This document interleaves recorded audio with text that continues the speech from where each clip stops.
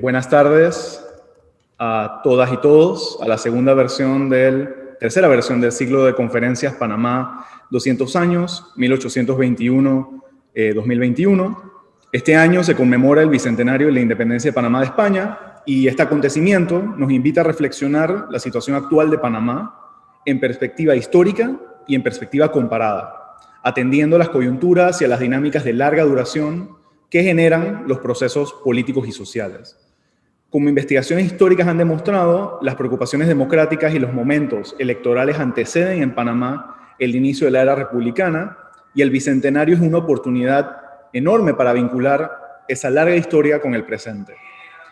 Para hacer el puente entre el presente de la República y los 2 siglos precedentes, el Tribunal Electoral, a través del Instituto de Estudios Democráticos, inició en abril un nuevo ciclo de videoconferencias que propone un abordaje comprensivo de múltiples temáticas, desde la profundidad del conocimiento y la erudición de especialistas panameños y extranjeros que han hecho de Panamá su objeto de estudio.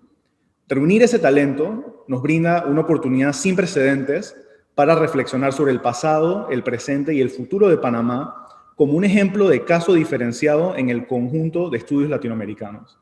Para esta tercera entrega, contamos con un panel excepcional de especialistas de primer orden, integrado por la doctora Margaret Scranton, el doctor Richard Millet y el doctor Carlos Guevara Mann, quienes nos presentarán sobre el tema democracia y seguridad pública. Los panelistas presentarán cada uno en el orden precitado, empezando por la doctora Margaret Scranton, y seguido de las presentaciones por un periodo de preguntas y respuestas, y les recordamos que estas preguntas las pueden colocar en las cajitas correspondientes de Zoom abajo. Procedo entonces a presentar a la doctora Margaret Scranton. Después de pasar un año en The Brookings Institution, durante la ratificación de los tratados Torrijos-Carter, la doctora Margaret Scranton se graduó de la Universidad de Pittsburgh. Luego pasó a la Universidad de Arkansas en Little Rock en 1978. Se hizo especialista en la gestión de Clinton y de su primera dama, Hillary Rodham Clinton. Impartió una clase sobre la presidencia de Clinton que fue televisada en C-SPAN en 2004. Entre sus publicaciones se encuentran capítulos y artículos sobre la iniciativa de reforma educativa de Hillary Clinton en Arkansas y la dinastía Clinton. También escrito sobre la primera dama Rosalind Carter. La doctora Scranton es especialista en los tratados del Canal de Panamá y en el proceso de democratización de Panamá. Realizó investigaciones de campo en Panamá, cuyas publicaciones incluyen el periodo de Manuel Antonio Noriega y artículos sobre los observadores electorales, el Tribunal Electoral de Panamá, las reformas constitucionales y la presidencia de Ernesto Pérez Valladares. Durante las elecciones de mayo de 1999, la doctora Scranton fue miembro de la misión de observadores electorales de IFES y posteriormente el presidente Clinton la nombró miembro de la delegación estadounidense que asistió a la toma de posesión de la presidenta Mireya Moscoso. Con ustedes entonces, la doctora Margaret Scranton. Muchísimas gracias al Tribunal Electoral y al Instituto de Estudios Democráticos por la invitación.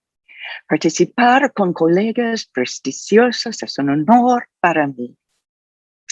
En mi intervención quiero ofrecer unas observaciones de afuera, del perspectivo de las ciencias políticas y la administración pública sobre la calidad y funcionamiento de la democracia en Panamá. En mi juicio, Panamá está una democracia con lados pluralistas y élitas. Por su contexto geoestratégico y ecológico, tiene Panamá un papel mundial. Hoy en día está un centro mundial de comercio, tránsito exitoso.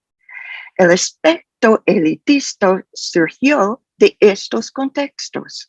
Durante décadas recientes, su política está más pluralista, pero siempre dentro de unas estructuras y instituciones basados en y limitados por el poder de las élites.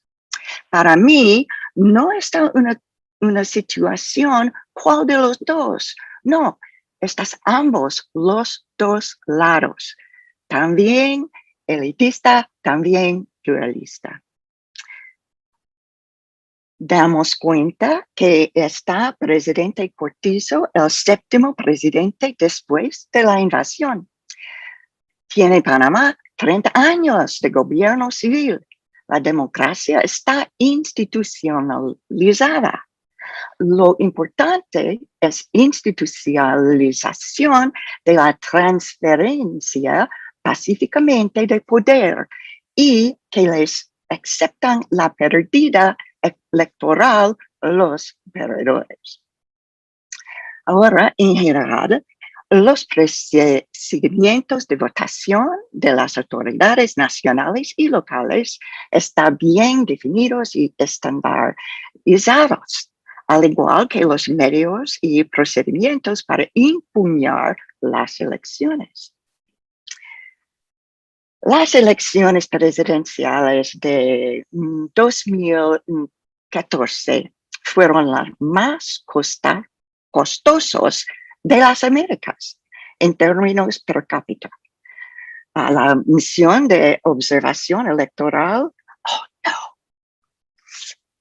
disculpe, spam. Entonces, estas elecciones de 2014, muy costosos. Y la misión de la OEA recibió quejas de candidatos de la oposición sobre gastos de campaña y uso de fondos públicos y más. Las últimas reformas electorales de 2017 tuvieron como objetivo establecer más igualdad y transparencia en la competencia electoral. Las reformas limitaron la cantidad de dinero que cada candidato podía gastar y la cantidad que cada donante podía donar. Pero como todos sabemos, hay reglas y también hay el movimiento de dinero en otras formas. Posiblemente dinero los usan el término dark money y también soft money. Y las reglas son importantes, pero siempre cuando a la política llegue dinero.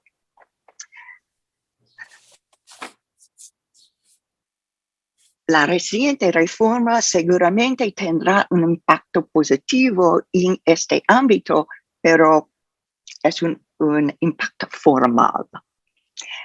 La elección más reciente es la primera contienda presidencial. Se realizará con el nuevo marco legal derivado de la reforma electoral de 2017. Ha mejorado los controles financieros y la calidad en las contiendas políticas. El periodo de campaña duró solamente 2 meses por limitar los gastos. Se realizaron 4 debates presidenciales, 2 organizados por el tribunal y 2 como resultado de iniciativas gremiales.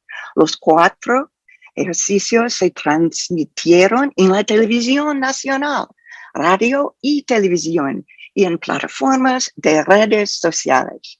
Es nuevo y es una forma buena de involucrar más y más gente. Otro tema de importancia fue el uso de las redes sociales durante el periodo de campaña. Se creó la herramienta #Tribunal Contigo, disponible desde agosto de 2018 y de cual los ciudadanos pueden solicitar información, presentar denuncias, es importante, por internet, denuncias, informarse y participar activamente en el proceso electoral a través de mensajes directos en Twitter.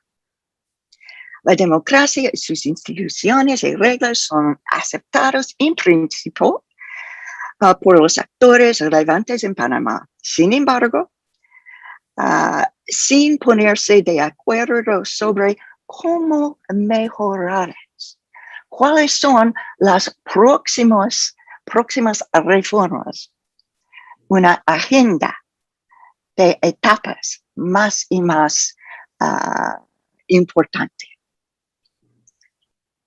Por ejemplo, ha habido persistentes demandas de la sociedad civil y de algunos grupos políticos para la elección de una asamblea constituyente, que evento, y la redacción de una nueva constitución. No sé yo si este es el momento perfecto para lograr una constituyente o reforma constitucional, pero es importante de prepararse.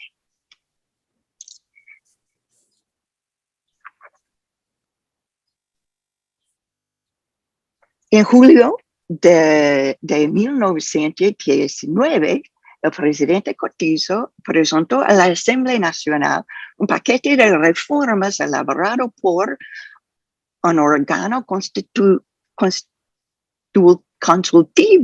integrado por grupos empresariales, laborales y de la sociedad civil. Las reformas tenían como objetivo fortalecer el poder judicial, mejorar la transparencia y la rendición de cuentas del sector público y fortalecer la separación de poderes. Temas importantes. Esta semana creo que comience el proceso de arreglar firmas para la petición para la constituyente. Es hoy día en proceso. Otro tema en el horizonte es el proceso de reestructuración de la policía. Y una vez más, no sé yo si este es el momento apropiado hacerlo, pero debe considerar este tema. Hay límites estructurales y socioeconómicas en la democracia panameña.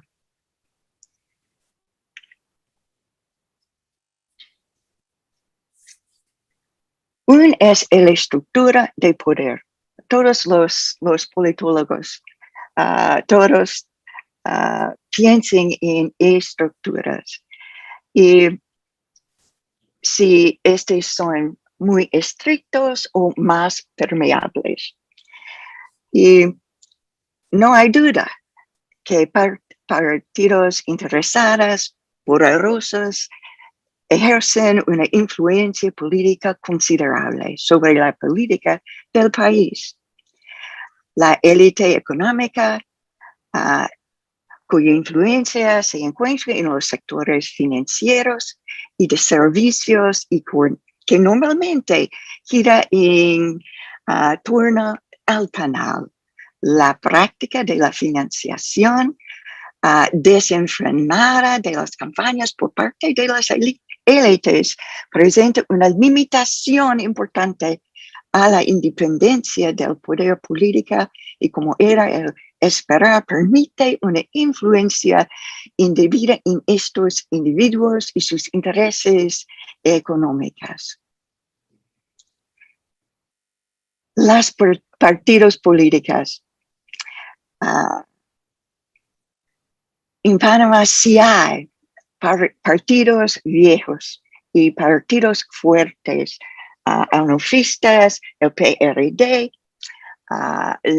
el partido más chico, Molirena, y este sistema está abierto a nuevos partidos como Cambio Democrático. Y para mí, la posibilidad de crear nuevos partidos, aun si no existe de más de 1 o 2 elecciones, es importante para la estabilidad y para introducir nuevas voces y también puntos de vista. Y por eso también es importante las candidatas independientes. No sé si la presencia de entre los 7 candidatos, algunos independientes ha cambiado los temas en los debates, pero piense que aun si no hay si no es cierto la victoria que gana las independientes, es cierto que es una edición importante en el discurso político, de tener otros puntos de vista. Siempre hay asuntos sin resolución. La inigualdad, la pobreza, problemas del interior. Y es un borrador, ¿verdad? Un proceso. Cuando crece la economía panameña, hay esperanza que más y más todas pueden mejorar sus vidas. Pero el proceso es lento y posiblemente puede crear presiones e instabilidad.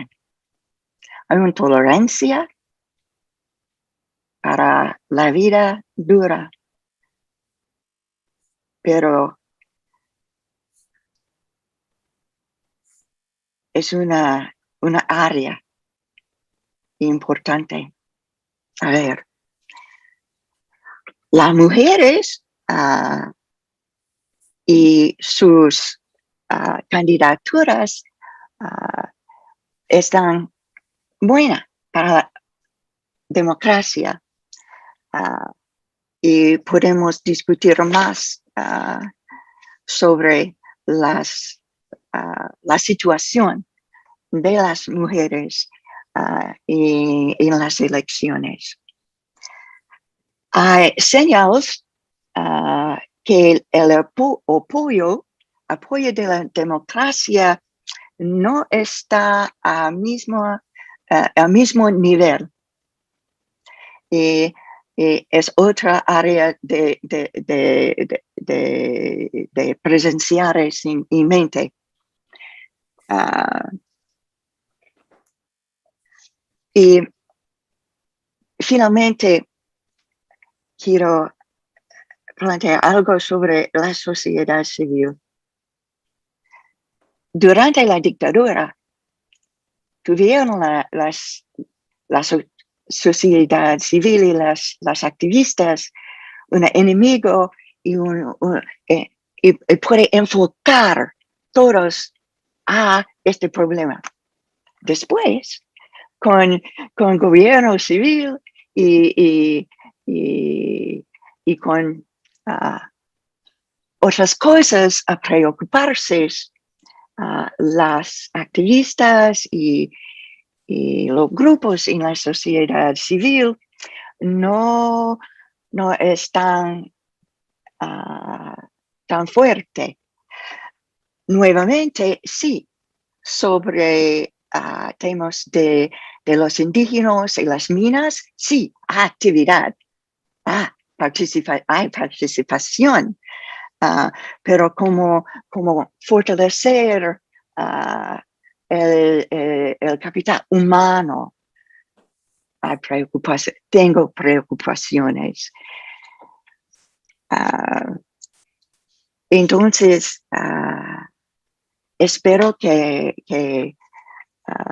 estos temas de reestructurar la policía, las fuerzas de defensa, puede ser un tema de Dr. Millet y la constituyente y todas las actividades legislativas para mi colega Carlos Cuaderman. Gracias por su atención.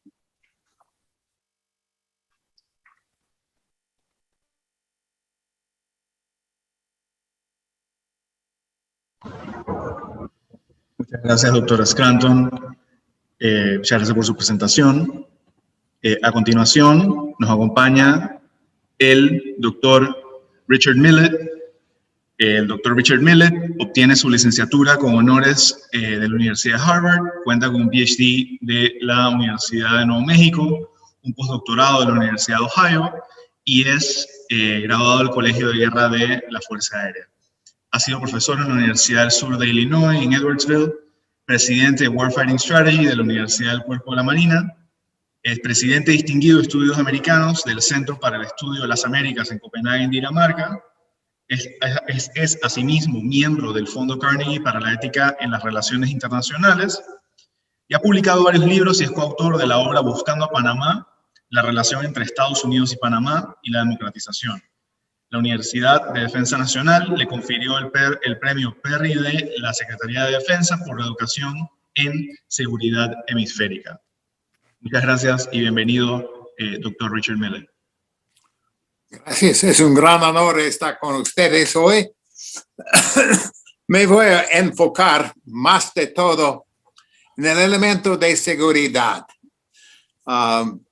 En parte porque los cambios en el concepto de realidad de seguridad nacional en los últimos 20 años son profundos, son increíbles.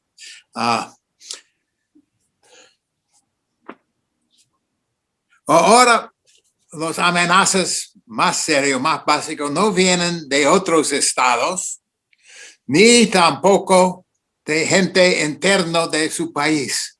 Son problemas internacionales. Son cosas como la criminalidad transnacional, el proceso de cambios de la clima, la destrucción del medio ambiente, ahora pandémicos y más de todo, amenazas cyber. En el mismo momento, el fuente de amenazas es menos y menos interno o producto de países vecinos. Puede venir de personas que nunca estuve en Panamá y nunca va a estar.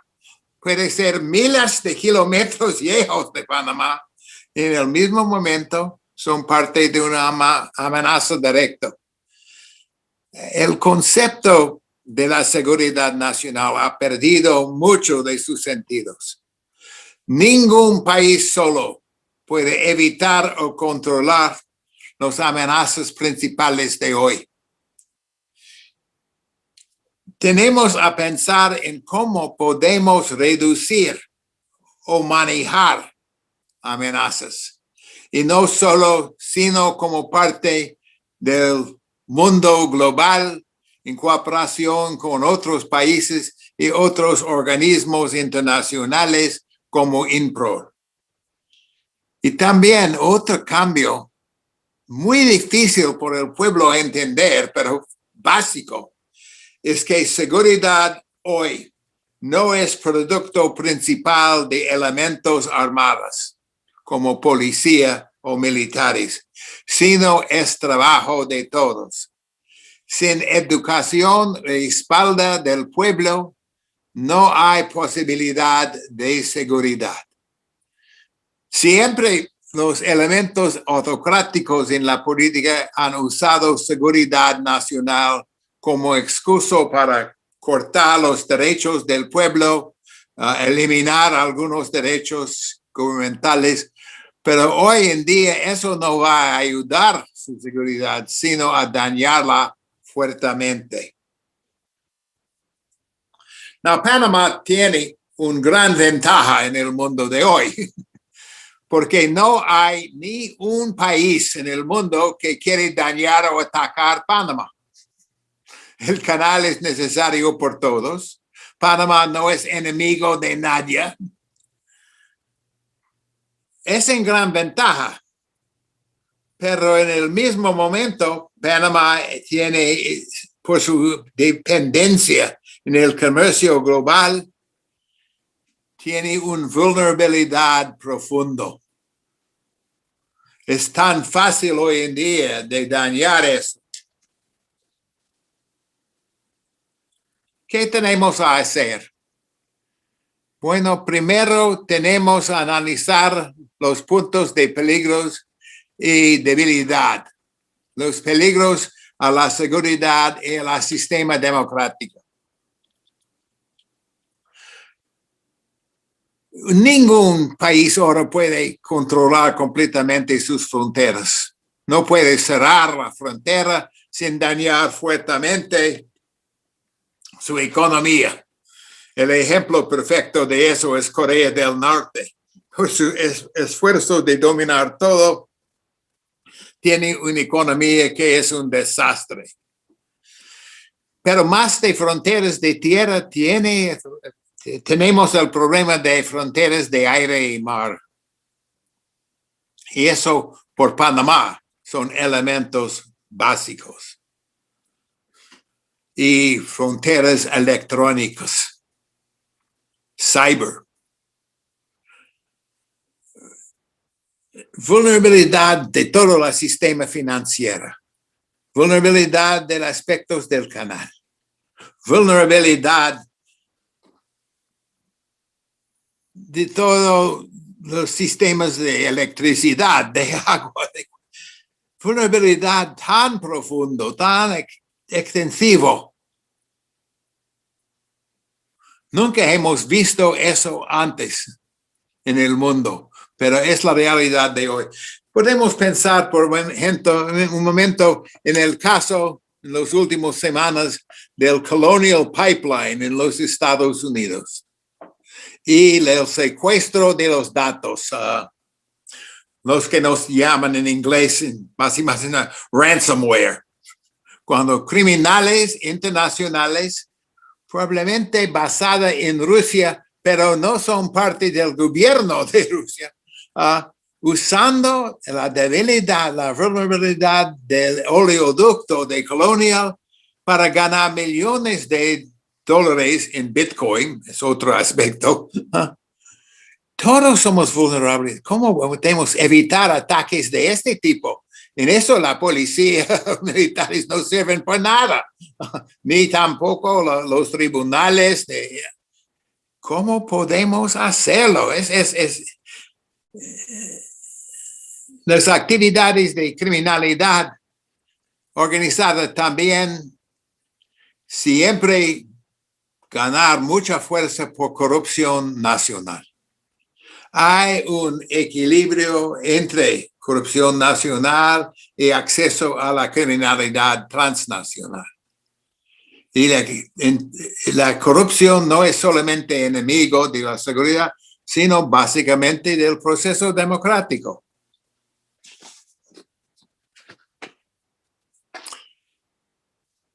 En eso, la falta de educación y respaldo del pueblo es elemento muy básico. Y no solamente en Panamá. Eso es el problema global. Los pueblos no entienden el tipo de amenazas que tenemos a enfrentar hoy en cada país. Bueno, necesitamos, por supuesto, policía y militares, pero seguridad no es responsable principal de ellos ahora. Necesitamos, y no es tampoco solamente responsabilidad de gobiernos, sin pueblo educado, que todos sabemos cómo evitar la vulnerabilidad más profunda, que tenemos que hacer con sus teléfonos y computadoras. Sin este respaldo de educación, seguridad es imposible. Hemos visto eso en los últimos días en los Estados Unidos. Otra vez, el Institute for International Development del Departamento de Estado estuve usando una compañía privada por algunos aspectos. Los criminales pueden entrar en el sistema de esta compañía que tuve contratos con el Departamento de Estado y por eso entrar directamente en muchas fuentes gubernamentales. De capacidad de controlar eso, de fronteras, aire, mar, tierra, más de todo, electrónica de cyber. Es imposible por un gobierno solo. Tenemos a trabajar juntos, fuertemente. Tenemos a tener alianzas, pero esos también son muy frágiles, muy difíciles de mantener. Cuando yo estoy dictando cursos a algunos militares o otros, me hace la pregunta, ¿cuál es más fácil? ¿Destruir un puente o construir? ¿Cuál es más caro? Obviamente, un loco con algunos kilos de plástico puede destruir un puente en algunos momentos. A reconstruir es trabajo de meses o años, millones de dólares, cientos de hombres. Eso es con credibilidad de un gobierno, con sus alianzas con otros gobiernos. Tenemos que construir un ambiente de confianza y no de desprestigio. A dañar su credibilidad y confianza, trabajo de un momento, reconstruir trabajo de años y cientos de hombres y proyectos. Otra debilidad, y eso es cierto en el caso de Panamá, pero en casi todos los países, es los servicios de inteligencia. Para enfrentar las amenazas de hoy, inteligencia es básico. Pero ningún país solo tiene los recursos y los países más pequeños, como Panamá, los recursos son más y más limitados. Recuerde, inteligencia en el mundo necesita por lo menos 3 elementos básicos. Primero, conseguir datos. Parte de eso es nacional, pero mucho de eso hoy en día es internacional. Segundo, analizarlo. Y eso también, evaluar. ¿Cuál es importante? ¿Qué cosas no son tan importantes? ¿Cuál es hoy en día? ¿Cuál es el tiempo más profundo? Cómo una amenaza va a relacionarse a otros. Y el último, y eso es difícil en mi país, y no solamente, compartir. ¿Con quién tenemos a compartir nuestro análisis, nuestra inteligencia? Si son ellos confiables, si hay un peligro que el dato compartido con ellos puede ser enviado a otros, incluyendo enemigos, es como estoy diciendo, puede ser fatal por la confianza, por la credibilidad de un país. Pero a no compartir hay elementos necesarios, también es peligroso.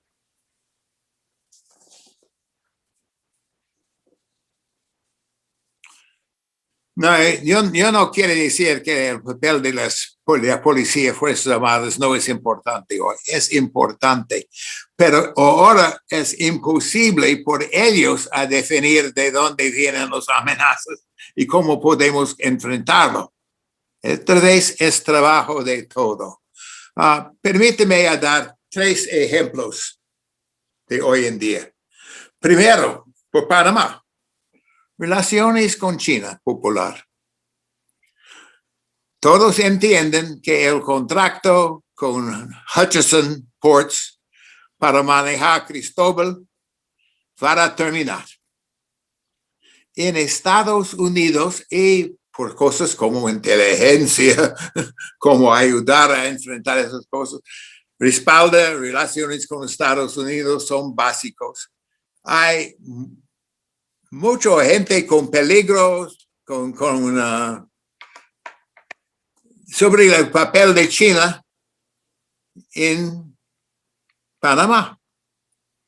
Pero por Panamá, el trabajo y la presencia de China es de gran importancia.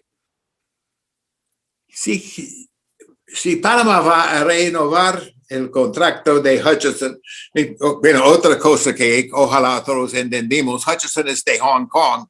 Hace 5 años, Hong Kong fue algo distinto de China popular, pero hoy en día, menos y menos y menos. Es una decisión en manos panameños que va a impactar sus relaciones básicas con los dos países, Estados Unidos y China, y en el proceso para también amplificar de una manera u otra algunas amenazas internacionales. ¿Qué hace Panamá con eso? Eso es más de todo trabajo de Cancillería, no Fuerzas Armadas. Ellos tienen que manejar eso con mucho cuidado y con la capacidad de casi día a día a cambiar algo. Depende en qué pasó en Hong Kong, qué pasó en la política norteamericana, qué pasó en la política de otros países. La Cancillería tiene un papel más grande en la seguridad que antes. El pandémico, COVID, que amenaza a la seguridad nacional. ¿Qué problema por Panamá? Que cerrar sus fronteras puede dañar su economía más que casi cualquier otro país en el mundo.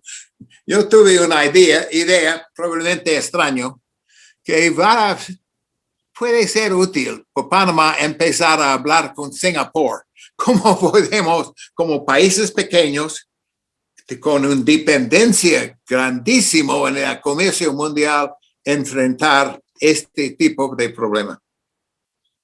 Mucho en común, dos pequeños, dos bastante educados, avanzados en muchas cosas, dos democráticos y dos dependientes totalmente en el comercio mundial. En Singapur hasta ahora hay bastante éxito.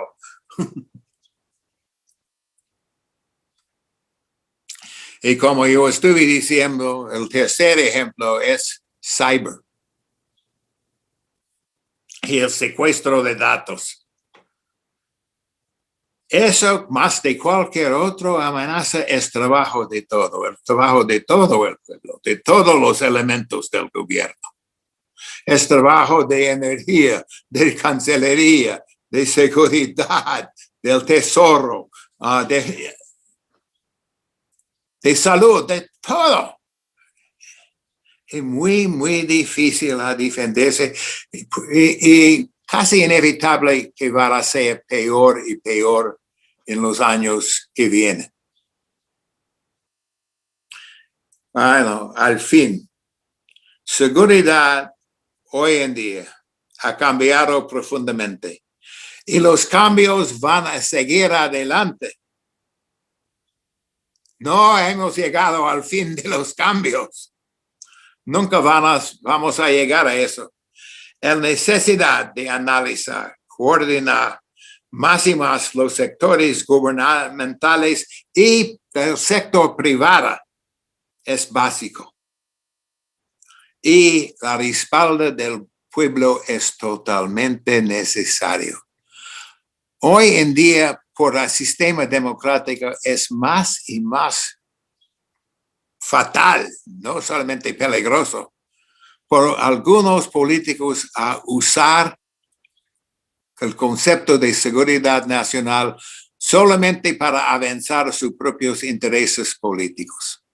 Siempre es una tentación, pero eso va a dividir el país, va a dañar el sistema democrático y al fin va a dañar Panamá.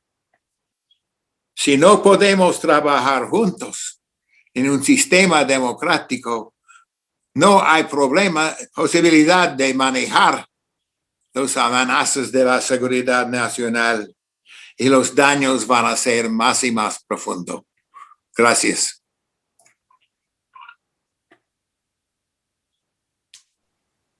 Muchísimas gracias, doctor Millet, por su exposición. Recordamos a los participantes y las participantes que puedan dejar sus preguntas en la sección de preguntas y respuestas del Zoom en el botón abajo. A continuación, nos toca la presentación del doctor Carlos Guevara Mann. El doctor Carlos Guevara Mann recibió su doctorado en Gobierno y Relaciones Internacionales en la prestigiosa Universidad de Notre Dame, Indiana, Estados Unidos. Se ha dedicado al estudio de la política comparada, las relaciones internacionales y la historia política. Es autor de Panamanian Militarism, A Historical Interpretation, de Ohio University Press en 1996, y Political Careers, Corruption and Impunity, Panama's Assembly, 1984, 2009, de Notre Dame Press en 2011. Así como de numerosos artículos sobre temas políticos e históricos. Es profesor de ciencia política en la Florida State University, en la sede de Panamá, donde además dirige la maestría en asuntos internacionales. Anteriormente fue profesor en la Universidad de Nevada, Reno, y la Universidad del Norte en Colombia. El doctor Guevara Mann se ha destacado también como columnista del diario La Prensa, comentarista sobre temas políticos y consultor en las Naciones Unidas. Entonces, adelante, tenemos a continuación la presentación del doctor Carlos Guevara Mann. Adelante, doctor Guevara Mann.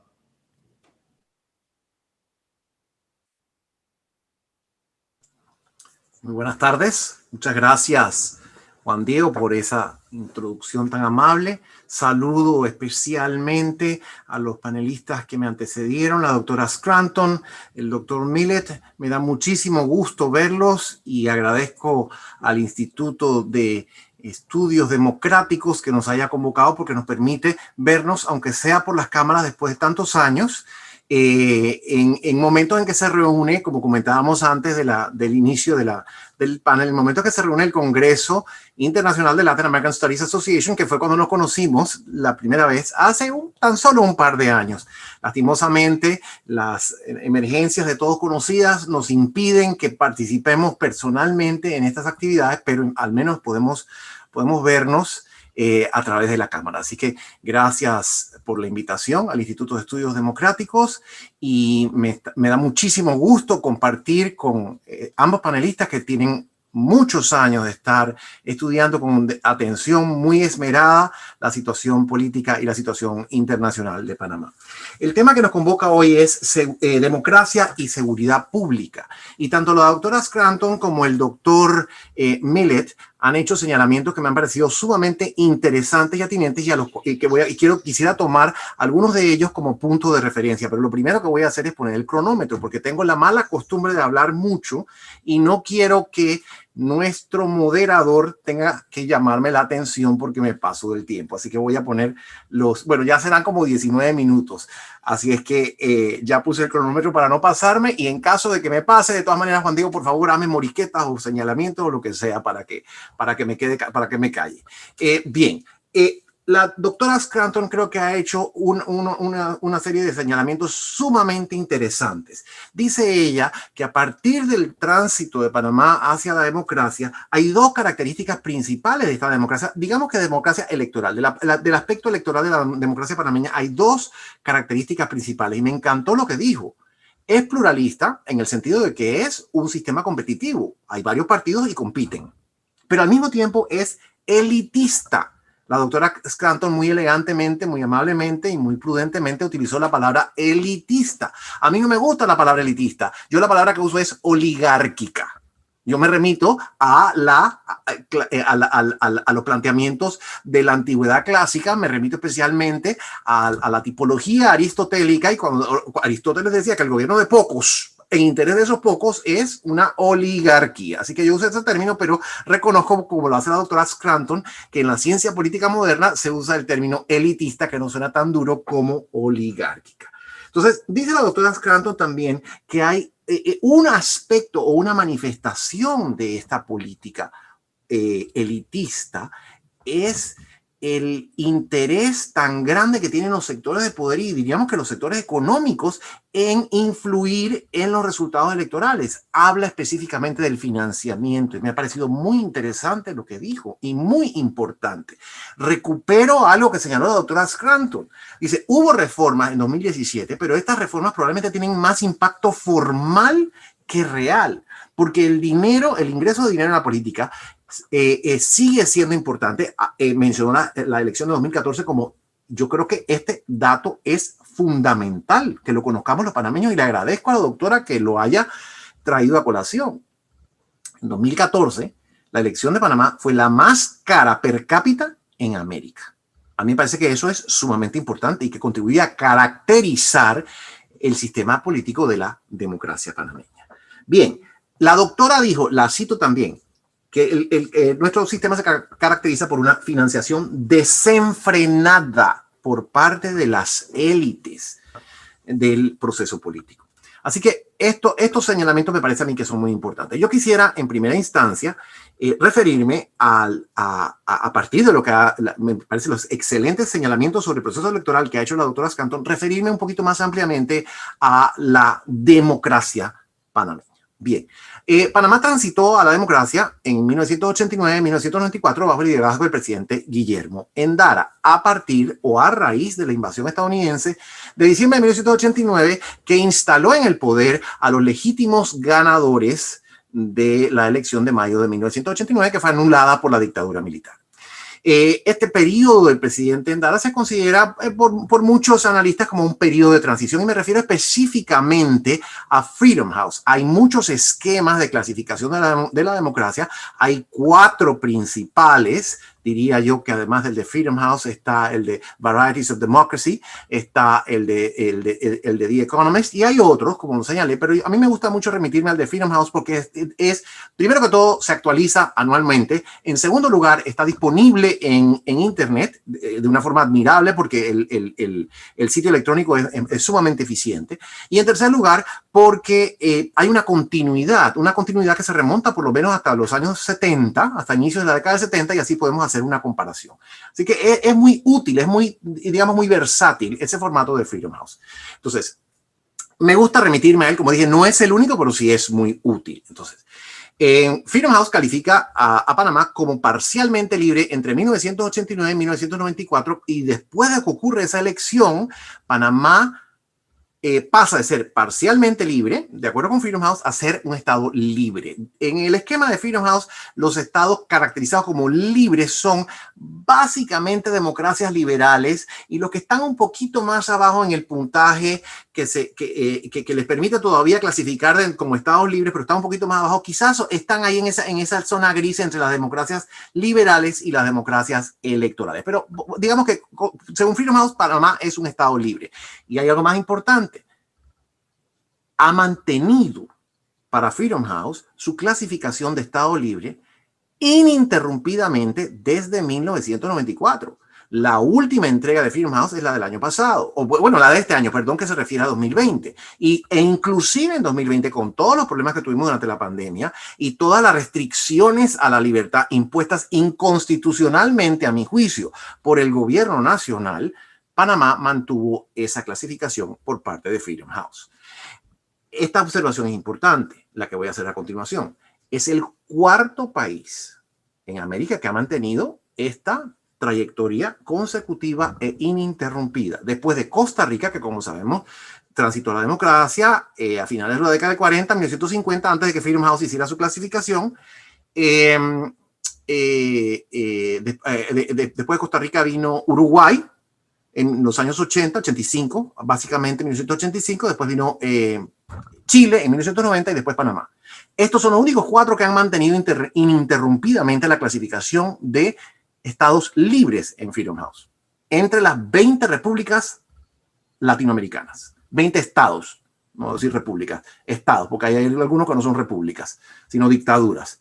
Y más importante todavía es que en 2020, de esos 20 estados, solo hay 6 que Freedom House clasifica como estados libres. Y Panamá es uno de esos. Los otros 5 son Argentina, Brasil, Chile, Costa Rica y Uruguay. Entonces, según Freedom House y según otros esquemas también, Panamá tiene un sistema democrático. Pero estas clasificaciones no son útiles si uno no escarba y si uno no escudriña lo que hay por debajo. Entonces, es muy importante que evaluemos las características de esta democracia, y en ese sentido yo felicito a la doctora Scranton por lo que ha dicho. En un sistema hay una democracia electoral, no cabe duda, porque hay elecciones y hay elecciones puntualmente y nadie se mete, nadie interrumpe esas elecciones, y cada vez que gana, que se proclama un ganador, sea que gane o no gane, pero se lo proclama, el resto de los contendientes acepta esa derrota, por lo menos en la presidencial. La última fue un poquito más debatida, y ahí hubo una serie de situaciones y de irregularidades, y algunas personas quedaron muy satisfechas, pero a fin de cuentas quienes compiten aceptan los resultados. Entonces eso no es poca cosa, porque hay muchos países en el mundo donde eso no sucede, ¿no? Pero si escarbamos un poquito más, hay asuntos que son problemáticos y hay asuntos que merecen atención, y siento yo que hay asuntos estos son asuntos que no se están atendiendo. En primer lugar, una de las características a la que no se le presta suficiente atención es que Panamá tiene una democracia que está regida por un sistema que comenzó en la dictadura militar. En ese sentido, hay una similitud con Chile. Chile también tiene una constitución impuesta por la dictadura militar. Ahora, todos saben lo que ha sucedido recientemente en Chile. Se ha elegido una convención para cambiar esa constitución, porque yo creo que hay un consenso, consenso no sé si diría, pero me parece que hay una opinión mayoritaria en Chile de que ese esquema que se impuso durante la dictadura no es funcional. Lo mismo, sostengo yo, nos ocurre a nosotros. Nosotros heredamos una constitución de la dictadura militar. Se ha dicho que se reformó en 1978, en 1983 sustancialmente, en 1994 y en 2004. Sin embargo, sigue siendo una constitución inconveniente para un Estado democrático, y además de eso tiene un vicio de origen. Una constitución que emana de la voluntad de un dictador no puede ser legítima en una democracia. Y en un sistema democrático, el elemento que amalgama a la población y que permite mantener el orden en un ambiente de respeto por la libertad es la legitimidad. Esto me conecta un poco con lo que ha dicho el doctor Millet. Más adelante voy a hacer otras conexiones porque me pareció que los señalamientos que hizo sobre seguridad son sumamente importantes, pero sí quiero destacar esto. La legitimidad es un elemento fundamental en un Estado democrático para que se mantenga una armonía y una convivencia social. Si no, hay que sacar las tropas a la calle, hay que reprimir a la gente, hay que matarla, encerrarla, torturarla, cometer toda clase de exabruptos para que en aras de una estabilidad. Y nosotros no queremos nada de eso. Entonces, es muy importante fomentar y procurar y promover la legitimidad. Pero no es solamente la Constitución, y yo quisiera que pusiéramos atención a eso. Es el sistema electoral también, que hemos heredado de la dictadura. El sistema electoral panameño comienza en 1978. Eso no quiere decir que las primeras elecciones en Panamá tuvieron lugar después de eso. Evidentemente que las primeras elecciones panameñas tuvieron lugar desde que adoptamos el sistema republicano hace 2 años. Es más, inclusive antes. Porque el director de este instituto ha hecho estudios y los ha publicado de forma muy interesante sobre las primeras elecciones a diputados panameños, inclusive antes de la adopción del sistema republicano. Entonces tenemos una historia electoral que tiene por lo menos 210 años. Sin embargo, el sistema electoral vigente comenzó también en la dictadura militar. Y no solo eso, otro aspecto conectado con lo que señaló la doctora Scranton, el sistema de partidos. Entonces, estos 3 elementos son fundamentales para entender la competencia por el poder, el reparto por el poder y, por supuesto, ese elitismo o ese carácter oligárquico, diría yo. La doctora Scranton muy elegantemente, una vez más, dijo elitista. Yo digo oligárquico, ¿no? Porque el sistema, tanto el marco constitucional como el marco electoral y el sistema de partidos vienen de la dictadura. Se adoptaron en ese momento. No quiero decir que no han sido reformados, sí han sido reformados, pero en su esencia se mantiene tal cual como se estableció en este periodo dictatorial. Entonces, hay aquí un contrasentido. ¿Cómo que tenemos un ordenamiento, un marco para una democracia que comienza que comienza una dictadura y que se mantiene después de todos estos años? Evidentemente para poder avanzar hay que mejorarlo y adecuarlo o cambiarlo, más que mejorarlo y adecuarlo, hay que cambiarlo, evidentemente, ¿no? Entonces, este marco al cual me refiero responde a los intereses de la dictadura, y esto lo podemos ver claramente de acuerdo con los resultados electorales. No quiero ponerme muy técnico, pero yo creo que sí es muy importante que observemos que el sistema político panameño es directamente oligárquico. ¿En qué sentido? En que es un sistema de minorías.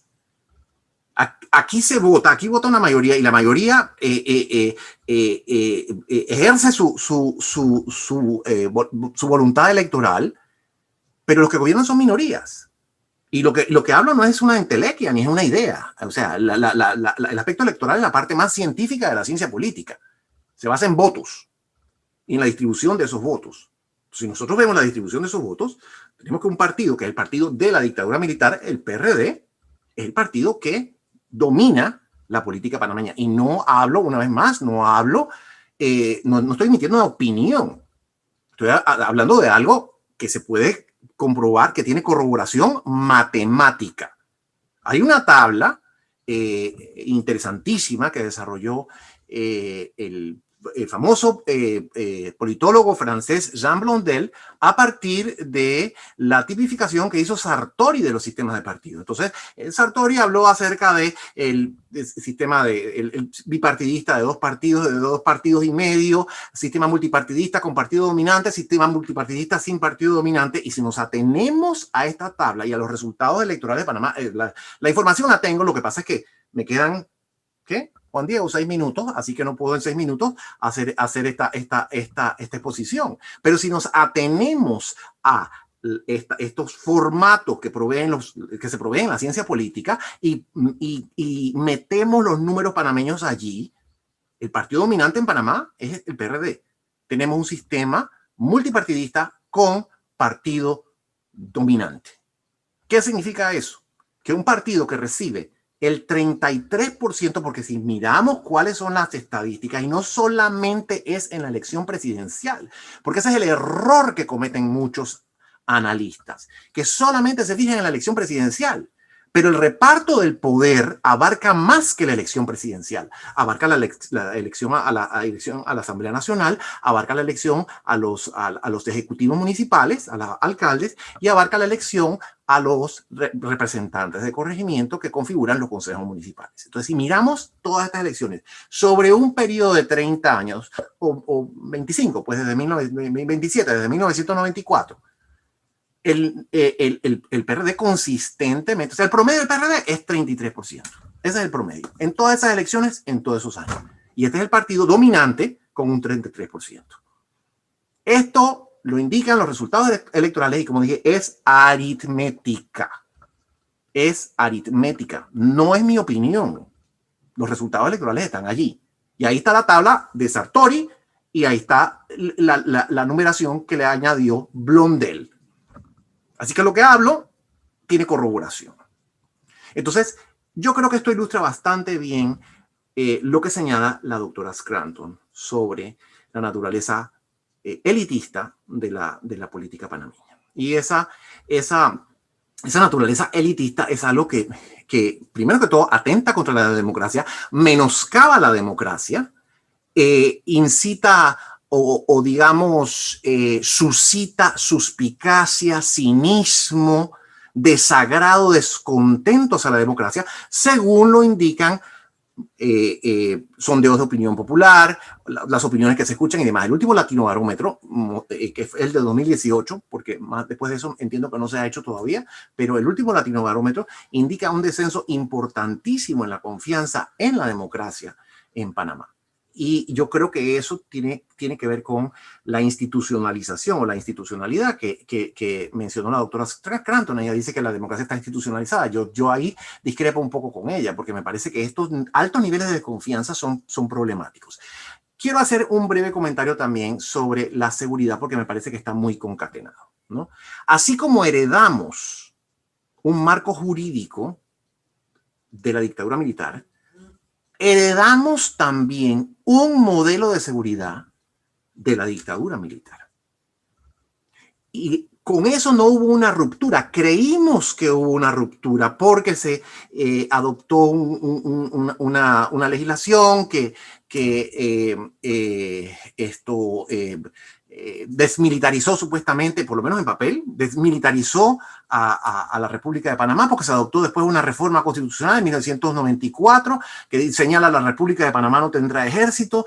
Creí, porque se nombró directores civiles en la Policía Nacional inicialmente, entonces creímos que se había desmilitarizado, pero ha habido influencias externas, sobre todo el apoyo de Estados Unidos a esa militarización, que eso hay que tratarlo definitivamente, y ha habido también influencias internas, y entre esa influencia interna está ese modelo que se heredó de la dictadura militar, que es un modelo de militarización, y lo vemos acentuarse en años recientes con cambios legales que se han impuesto, sobre todo durante el gobierno de Martín Torrijos, y que gobiernos que siguieron los gobiernos que siguieron al de Martín Torrijos han encontrado muy convenientes y han reforzado. Entonces, lo que se configura en la actualidad es un modelo de seguridad basado en la represión. El doctor Millet nos lo recordó muy bien. La seguridad no es excusa para reprimir, dijo él, tomé nota de eso. La seguridad pública no es tan dependiente de las armas como de otros factores, dijo el doctor Millet, pero el modelo que nosotros heredamos de la dictadura y que se ha afianzado, como que se mantuvo latente ahí, medio escondido durante un tiempo, pero ha resurgido gracias al apoyo de esas élites de las que habla la doctora Scranton y, por supuesto, gracias al apoyo de Estados Unidos, que se ha dedicado a apoyar esa militarización, ¿no? Entonces, ese modelo ha resurgido y lo vemos desenvolverse en la actualidad con resultados que no son convenientes, como dice el doctor Millet. Ahora tenemos otras vulnerabilidades, tenemos otros riesgos, tenemos otros problemas, un modelo de seguridad distinto, un modelo de seguridad humana, un modelo de seguridad democrática, un modelo de seguridad ciudadana sería más conveniente para nosotros. Sin embargo, lo que se impone es este modelo de seguridad militar o militarista, que en Panamá significa básicamente autoritarismo y corrupción. No tengo yo que decir, porque todos somos conscientes de eso, el nivel de penetración que hay del crimen organizado en la fuerza pública. Esto es una cuestión, esto no inventé yo, esto hay evidencias numerosas. Así es que me parece a mí también que en el ámbito de la seguridad tenemos estos legados de la dictadura que también están en el ámbito electoral, que no hemos roto con ellos y que por siguiente menoscaban los niveles de democracia en Panamá. Así es que, Juan Diego, quisiera dejarlo hasta allí porque creo que ya se me acabó el tiempo, pero agradezco muchísimo el espacio y la atención que me han brindado. Muchísimas gracias, doctor Guevara-Mann, por su exposición y asimismo también al doctor Millet y a la doctora Scranton. Vamos a pasar entonces al periodo de preguntas y respuestas. Algunas están dirigidas a alguien en particular, pero eso no impide que puedan chime in, o sea, puedan entrar a dar, digamos, alguna respuesta, alguna opinión sobre esa pregunta más generalizada. Entonces, la primera pregunta nos llega del doctor Orlando Pérez, que manda saludos también a todas y todos. Entonces, tiene una pregunta que es para el doctor Millet, que va de la siguiente manera. El sistema financiero panameño depende del secreto bancario. ¿Cómo podemos conciliar la necesidad de mantener el secreto bancario con los requisitos de transparencia que se necesitan para combatir el lavado de dinero, tráfico de drogas y las redes ilícitas?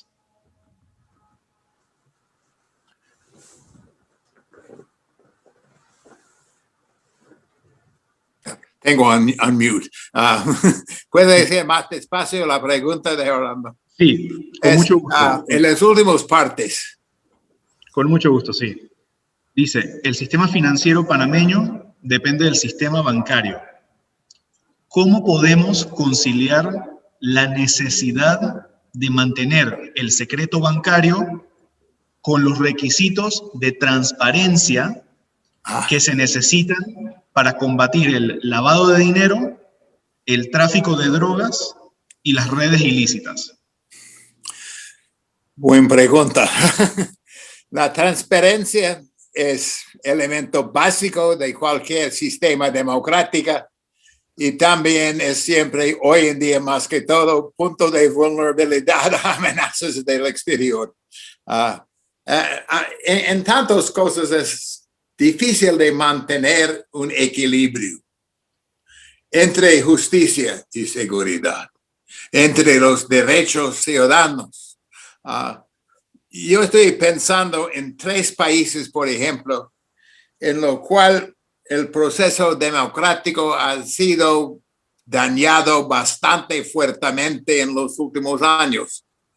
1, Hungría, con el excuso que las amenazas vienen de migrantes de otras partes. Y con eso un gobierno menos y menos democrático.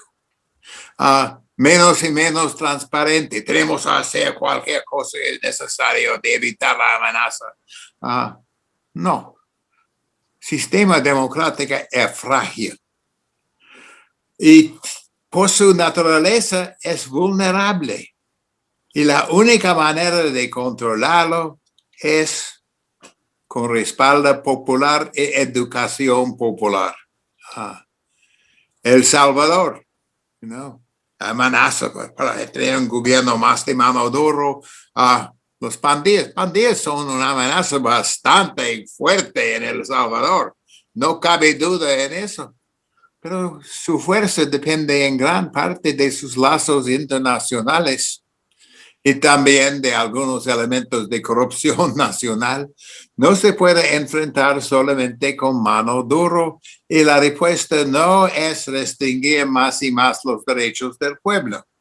Honduras es otro caso que es casi gobierno de narcotráfico y no tenemos que hablar profundamente sobre eso.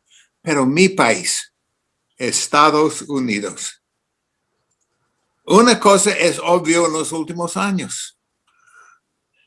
Son menos y menos seguridad. Hubo la ilusión con el fin de la Guerra Fría, bueno, podemos ser seguros, no hay más problemas.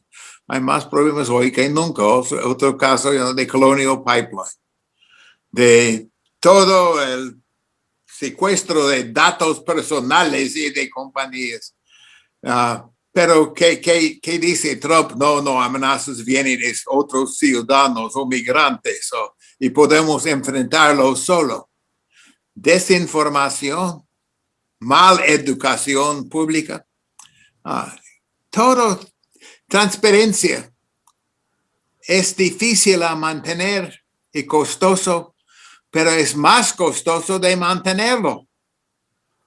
Un gobierno que puede operarse en secreto es una amenaza básica a cualquier sistema democrático.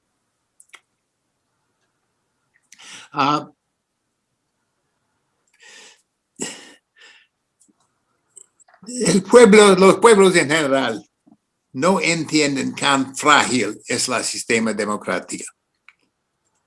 En los últimos años tenemos más y más ejemplos de la fragilidad de sistemas democráticos en todo el mundo, no solamente en América Latina, en Asia, en Europa y aquí en los Estados Unidos. Es muy frágil. Y el pueblo tiene que entender que tenemos que pagar un precio, pero a precios necesarios y precios que somos una persona que puede decir, usted tiene un problema de dolor en su cabeza, yo tengo un corazón 100% efectivo, eso se llama la guillotina. Eso va a curar cualquier problema de dolor en su cabeza. Un hombre sin cabeza no tiene dolor. Hay curaciones que son peor que la enfermedad. No hay soluciones fáciles. a mantener un equilibrio es trabajo de día, en un mundo en cambio constantemente. Pero la tendencia política, primero, por los gobiernos actuales a negar cualquier responsabilidad por el sistema, por problemas, por amenazas. Y la tendencia de los elementos fuera del gobierno de echar la culpa por cualquier sistema, cualquier amenaza al gobierno actual y decir, ay, sí, solo tuvimos la política de mi partido. Bueno, pues vamos a ser muy seguros, es la más gran mentira en el mundo. Ninguna política va a hacernos seguro, solamente manejar más la inseguridad. Ningún sistema de secretos, de falta de transparencia para ayudar al fondo ni seguridad ni sistemas democráticos. Es enemigo de los dos.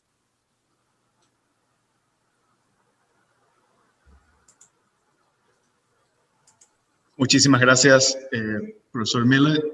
Tenemos otra pregunta que está dirigida al doctor Guevara-Mann, pero también pueden los demás, la doctora Scranton, el doctor Miller, aportar a esta pregunta, que también viene del doctor Orlando Pérez, y que pregunta, ¿cómo se puede fortalecer a la sociedad civil en Panamá para romper ese monopolio, entre comillas, oligárquico, como describió el doctor Guevara-Mann?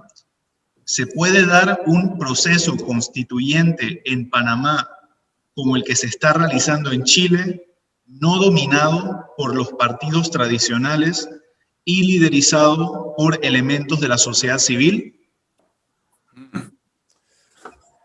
No hay preguntas fáciles hoy.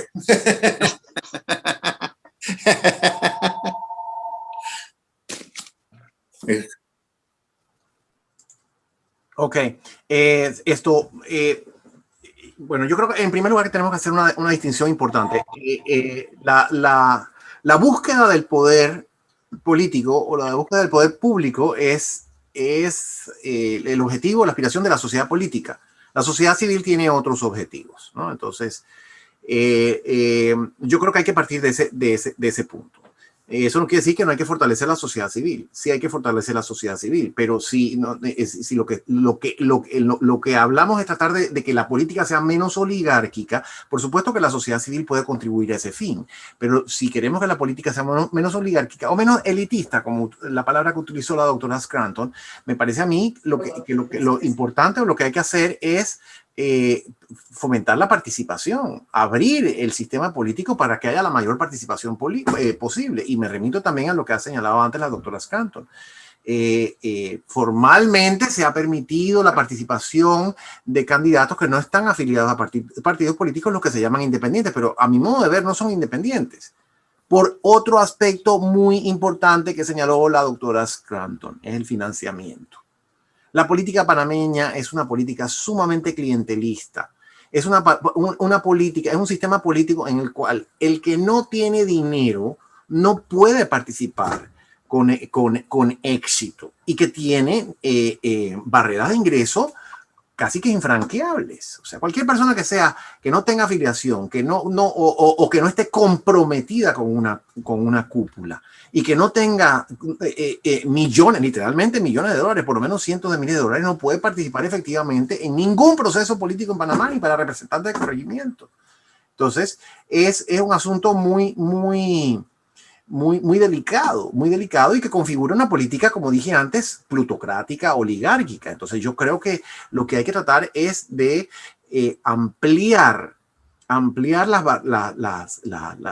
barreras de ingreso. Yo toda la vida me he preguntado, ¿por qué no podemos tener un sistema en que el que quiera se apunte como precandidato? ¿Por qué hay que ir a buscar firmas y que hay que buscar esto y que buscar lo otro? ¿Por qué? Porque ahora con todos los medios electrónicos que tenemos a nuestro alcance, perfectamente bien podríamos organizar un sistema electoral en que cualquiera que desee se apunte. Se hace una primera elección para escoger a los que han recibido mayor número de votos para todos los cargos, y entonces en una segunda elección los que han recibido mayor número de votos por cada lista o cada partido o como fuese, participan para competir por los cargos. Podríamos tener 2 vueltas para todas las elecciones. Y en la primera vuelta, el que quiera que se apunte. Que cuesta mucho. Bueno, la democracia cuesta. ¿Qué les parece? ¿Cuál es la opción? La alternativa. Tener un sistema como el de Corea del Norte, al que se refirió el doctor Millet. Eso es lo que queremos. Queremos un sistema en que la gente pueda participar. Entonces, yo creo que en la medida en que logramos abrir el compás para que más gente entre e impedir que sea un sistema tan mercantilizado, ¿no? En la medida en que podamos movernos hacia esos objetivos, yo creo que podemos mejorar las condiciones políticas y también mejorar el apego de las personas por el sistema democrático, porque me parece que hay mucho desapego, como dije antes, mucho cinismo, mucha desazón, mucha desconfianza. La gente tiene precisamente esa opinión que ha dicho la doctora Scranton. Esta es una política de ricos, esta es una política de unos cuantos. Ellos son los que se entienden, se reparten el asunto y nos dejan a nosotros por fuera. Eso es lo que dice todo el mundo. Recojo lo que dicen otras personas. Entonces yo creo que en la medida en que podamos abrir eso, y evitar la mercantilización de la política, vamos a estar mucho mejor. Ahora, debo decir, Juan Diego, que todo conspira contra eso, porque una de las particularidades del sistema electoral y el sistema de partidos es que es un grupo cerrado, ya lo dijo la doctora, un grupo cerrado. Y la característica de los grupos cerrados es que no quieren que nadie entre. Lo que no se han dado cuenta es que este sistema está totalmente desgastado. Y como que no se han enterado de las cosas que pasan en Colombia. Y como que no se han enterado de las cosas que han pasado en Chile. Y piensan que aquí vamos a estar blindados de eso para siempre porque se creen el cuento de que nosotros aquí tenemos un canal y que todo el mundo quiere ese canal y que todo el mundo nos va a apoyar por el resto de la vida, ¿no? Entonces, yo creo que esos cálculos son equivocados. Creo que el sistema está sumamente desgastado, el sistema está sumamente deteriorado y que la única manera de oxigenarlo la única manera de oxigenar la democracia panameña es cambiando el sistema, abriéndolo a una mayor participación y haciendo todo lo posible por desmonetizarlo. Es un sistema totalmente mercantilizado y así no funciona la democracia. Eso es una plutocracia, no es una democracia.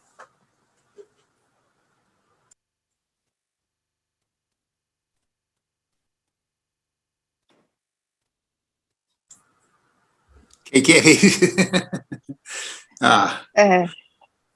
Richard. Entonces, ¿cómo se puede fortalecer la sociedad civil? Movilizar. Una idea es de institucionalizar oportunidades para participar por reuniones públicas en donde se discuten nuevas propuestas y hay una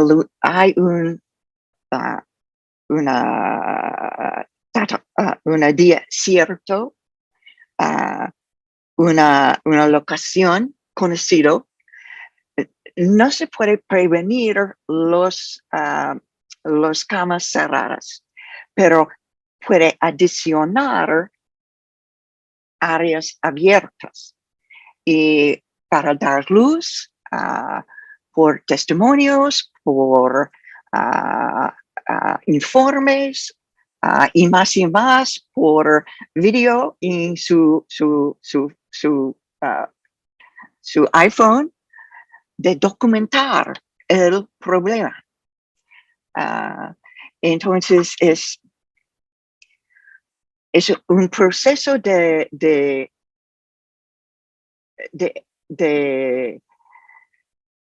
crear oportunidades no muy costosos para alguien participar. Y la cuestión de constituyente o reformas legislativas, las palabras en el documento, sí, son importantes, pero es el intento, la voluntad de respetarlos. Y si ellos que escriben por constituyente o en la Asamblea Legislativa, si hay más representación y más oportunidades para participación de los ciudadanos, puede dar más confianza que el documento es, si no transparente, es el documento de nosotros, no solamente los oligarcas. Gracias. Muchas gracias. Yo tenía una pregunta para la doctora Scranton, que usted mencionó al inicio que muchas de las reformas que se habían hecho a nivel particularmente electoral, que si bien muchas eran positivas, atendían a temas formales. Y esa es una preocupación que hay, digamos, en estudios de la democracia sobre si los temas formales son suficientes. Y usted menciona como uno de los riesgos y de las preocupaciones que no son formales o que no son electorales, el tema de la desigualdad y la pobreza.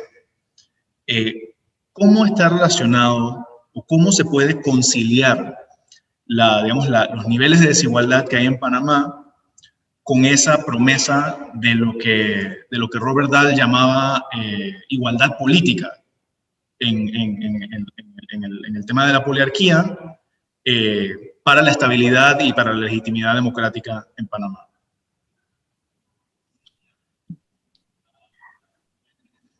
No sé cuántos panameños tienen smartphones, pero pienso que es muchos.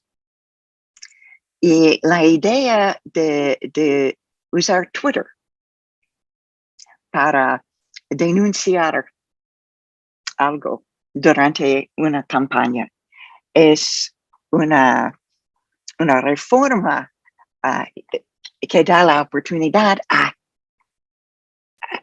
todos. Cuando ver algo, puede documentarlo.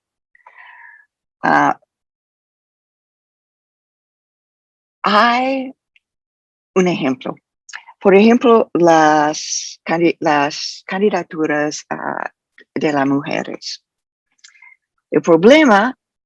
Un problema es que estas personas pueden ser conocidas en la comunidad, en los medios, pero ellas no tienen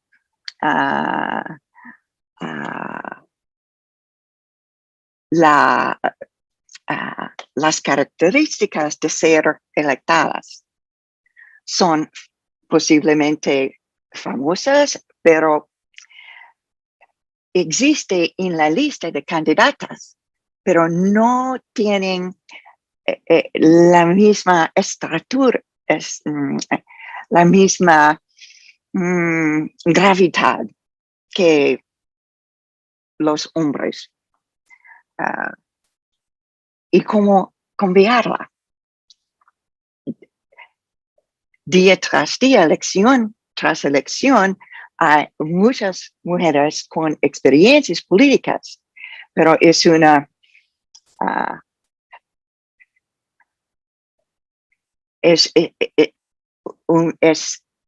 una oportunidad formal en ley que no funciona 100% en la realidad. Es un ejemplo.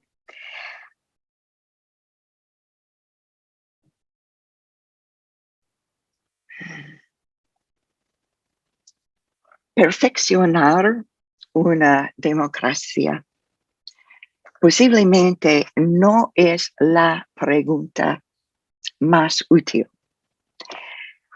Cuando digo hay dos partes del sistema panameño, pluralista, elitista, para mí es decir,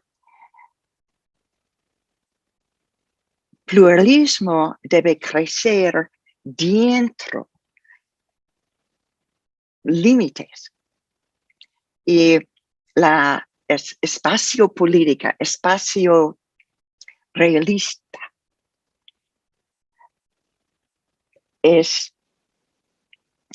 no es tan grande. Puede ser más larga, pero una expectación realista debe recoger que hay límites.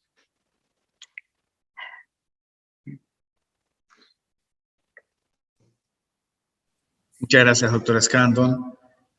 Tengo otra pregunta, que esta es general, o sea, que cualquiera puede responderla, o todos pueden responderla si así desean, que durante las presentaciones, y evidentemente esa es, digamos, como una de las coyunturas que están actualmente en Panamá, que es sobre las posibilidades de cambio o reforma constitucional, y se mencionaron en algunas de las ponencias. ¿Qué elementos nuevos, pregunta alguien aquí, en las preguntas y respuestas, qué elementos nuevos tendríamos que agregar a una posible nueva constitución para tener un Estado moderno y democrático?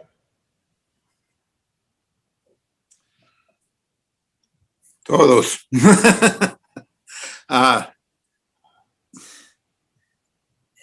No hay ninguna decisión fácil. Todos son muy complicados. Cada tiene su precio. Yo estuve hablando con mi hija, que es juez federal en el Corte de Apelaciones de Washington, D.C., sobre el problema de desinformación, que es una amenaza a la seguridad y al sistema democrático. Es una amenaza bastante nueva. Yo muy frustrado con la inundación en Twitter, Facebook, otros medios de mentiras, desinformación.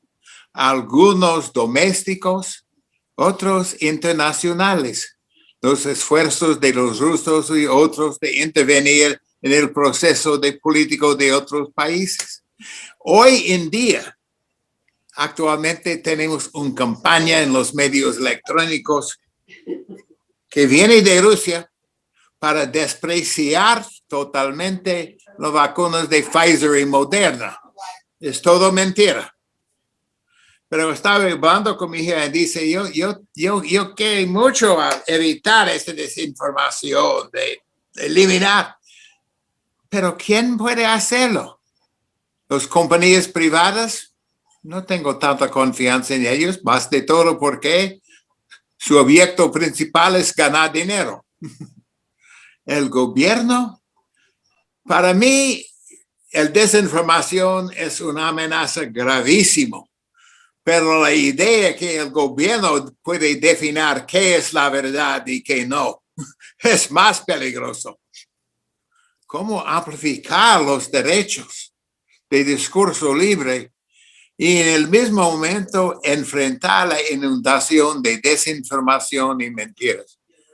Es una lucha sin fin que tenemos que enfrentar día por día, casa por casa, y nunca vamos a llegar a una solución única o sencilla. Y todos tenemos que pagar el precio de eso. Educación pública es la única vía para empezar a enfrentar eso. Y sin educación política, todas las amenazas nuevas, de todos tipos. Salud. ¿Quién quería tener una cubrebocas, una manera mantener distancia social. Hay campañas contra eso. ¿Hay el derecho de hacer una campaña contra eso? Sí. Tienes que restringir eso hasta algún punto. Es un derecho de libertad y necesidad de seguridad. Migración. Tenemos que restringirlo hasta algún punto en cada país, sí. Son ellos el gran amenaza y la solución es prohibir cualquier tipo de inmigración. Eso puede ser fatal por su economía y seguridad. No hay respuesta sencilla a cualquier amenaza nueva. Todos son...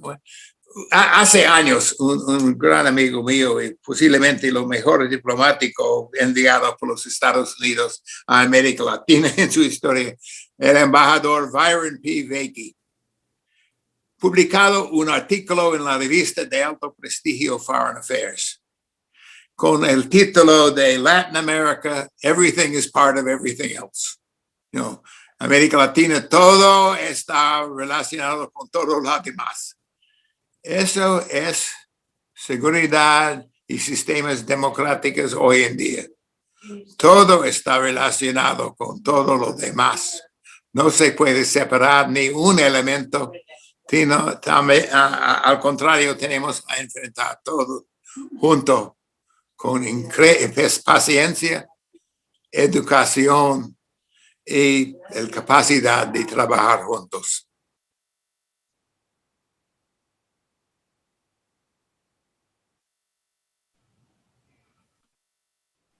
Muchas gracias, doctor Millet. La doctora Scranton, el doctor Guevara-Mann también pueden responder a esta pregunta.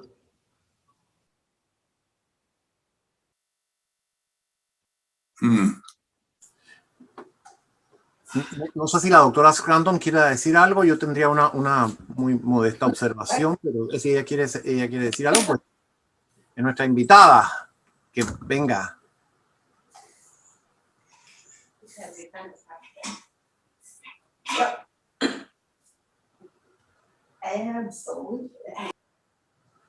Ok, voy a decir algunas cosas muy brevemente. La pregunta tenía que ver, según lo que entiendo, con cambios constitucionales que nos parece que serían importantes.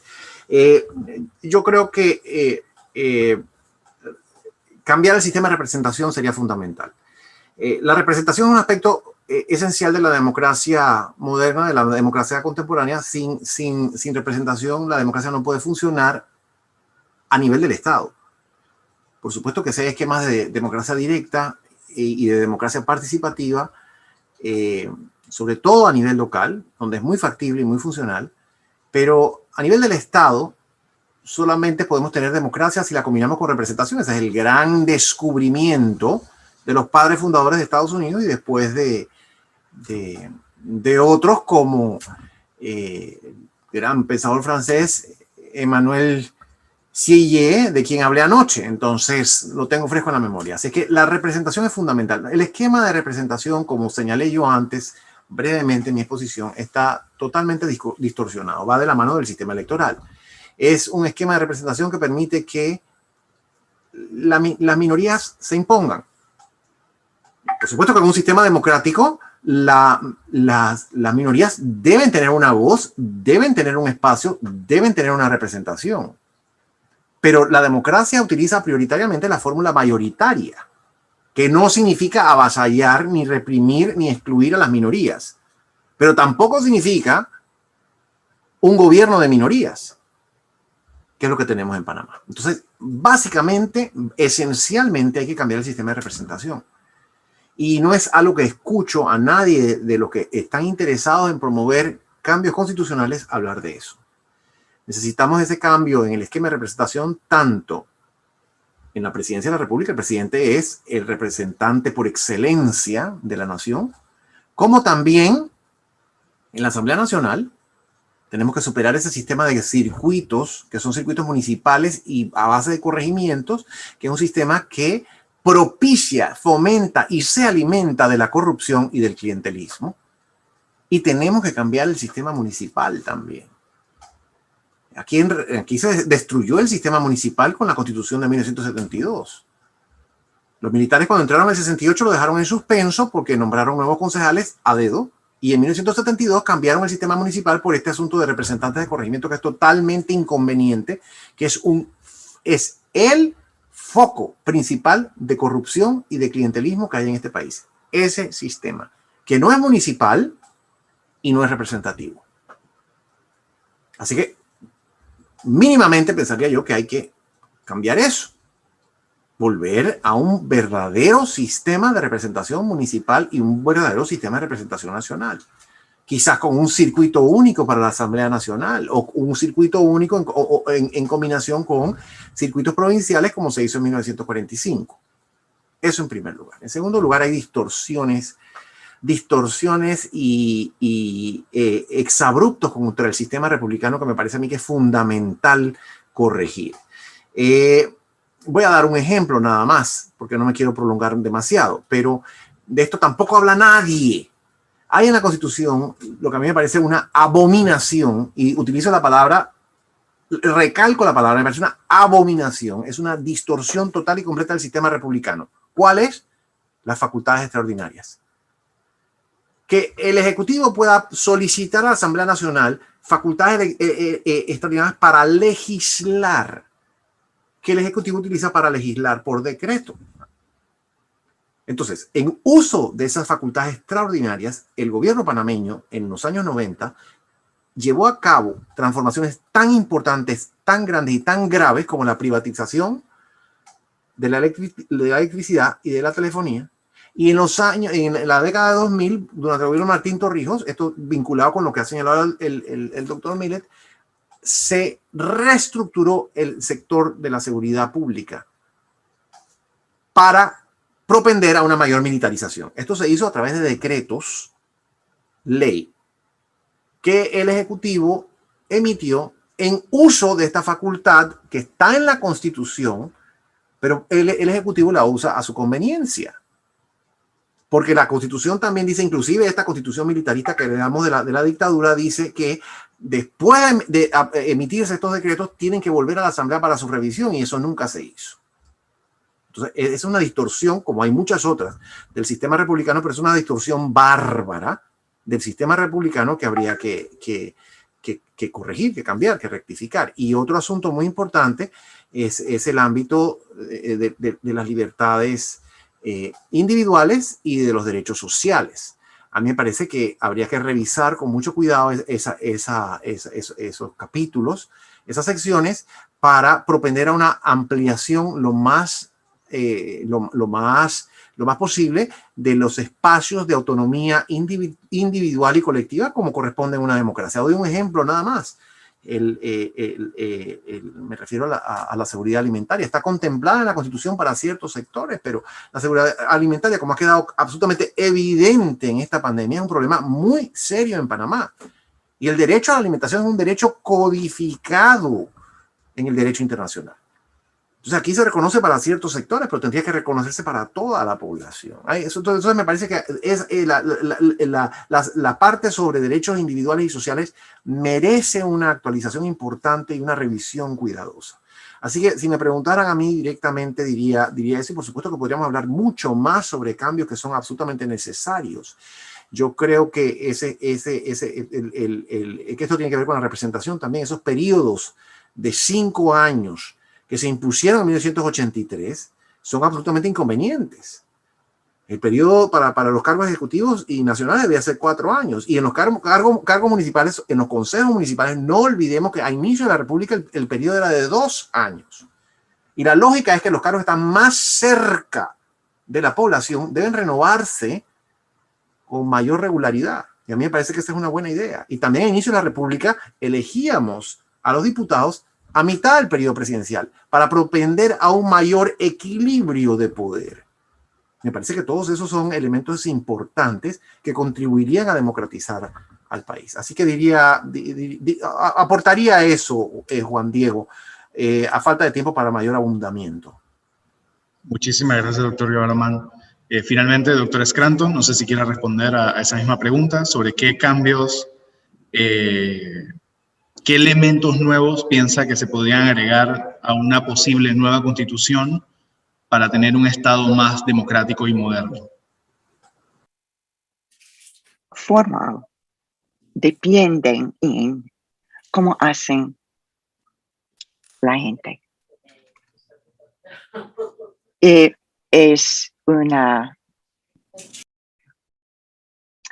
problema, porque si los ciudadanos quieren activarse, la Constitución puede vivir en manera diferente. Si hay presiones de abajo sobre legisladores, sobre los partidos, ellos pueden actuar en maneras diferentes y no puede con legislación, con provisiones constitucionales, cambiar la gente. Sociedad y la cultura política debe permitir, al menos, y corregir y fortalecer y movilizar la gente de comportarse como ciudadanos. Es motivación, y los dos motivos son los temores y oportunidades. En este momento tenemos los temores de COVID y todos los problemas que el doctor Millet han planteado. La esperanza de un día mejor, un día política mejor y un proceso en donde se pueden ver mis actividades, sí, con éxito una situación diferente. Debe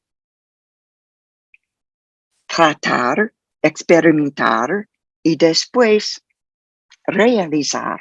Sí, se puede, pero es tarea de cada persona. Cada persona.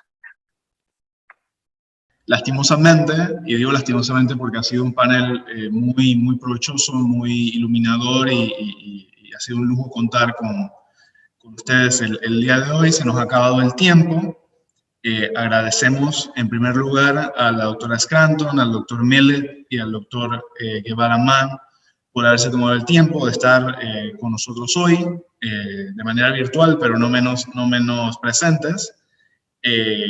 Repito que ha sido un panel sumamente informativo, sumamente rico en información y análisis, y les recordamos a quienes nos están sintonizando que pueden encontrar esta misma presentación en el canal de YouTube del Instituto de Estudios Democráticos. Lo pueden buscar así mismo, suscribirse, y ahí se van a estar colgando todas las otras conferencias de este ciclo de conferencias que van a estar tocando otros temas y que seguirán a lo largo del año. Nuevamente, doctor Scranton, doctor Millet, doctor Guevara Mann, muchísimas gracias por su presentación y por su tiempo.